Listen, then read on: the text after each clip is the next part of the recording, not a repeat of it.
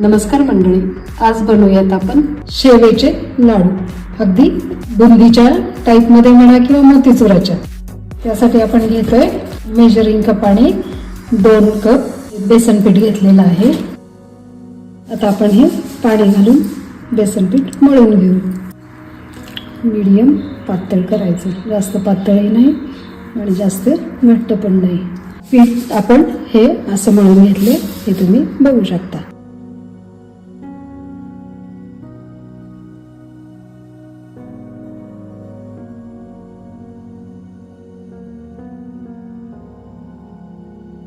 आपल्याला ही शेव जी आहे ना, जास्त कडक नाही काढायची. आपण अशी थोडीशी तळी तर गेली पाहिजे, पण जास्त कडक नाही झाली पाहिजे. एवढ्या मापाची आपण ही तळून घेणार आहोत. शेव मात्र अगदी हाताला सोसवेल अशी गार झाली की आपण अगदी बारीक करून घ्यायची, म्हणजे आपले लाडू छान मोतीचुराच्या टाईपचे होतात. आता आपण लाडूचा पाक करतोय. त्यासाठी बेसन पीठ आपलं 2 होतं ह्या कपाने, तर साखर मात्र मी 1.5 घेतलेली आहे. हे प्रमाण योग्य होईल. पुढेपर्यंत पाणी टाकून घेऊ.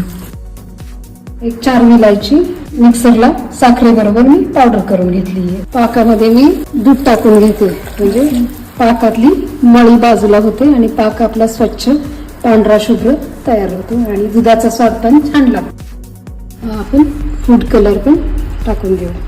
मी हा ऑरेंज कलर वापरलाय. पाण्याच्या वाटीमध्ये टाकलाय, तर तो अगदी जागेवर बसलाय. आपला पाक परफेक्ट झालाय. आपण गॅस बंद करू.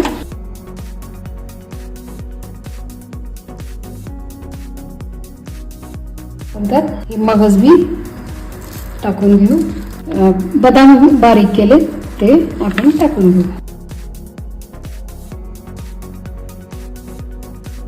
मिश्रण पण बऱ्यापैकी थंड झालं आणि 1 तासानंतर आपण हे लाडू वळले. बघा कसे मस्त छान तयार झाले.